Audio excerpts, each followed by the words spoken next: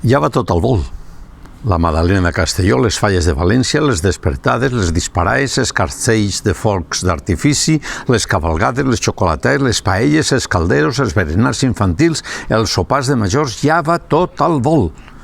I sense mirar cap arrere, com no va saber fer la dona de Lot, abans de convertir-se en estàtua de sal per escorcollar el que passava a Sodoma i Gomorra.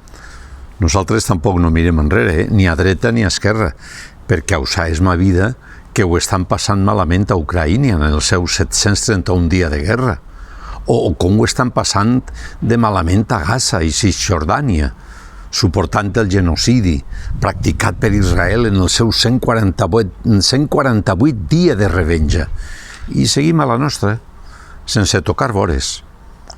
La cosa no va de broma, I per molta festa que desenvolupem, si al nou tsar de les Rússies li pega per apretar el botó, si al coreà se li creuen els cables, si als xinesos se li unflen els nassos, tot anirà pels aires i s'acabarà la festa, esta festa i les que encara estan per vindre.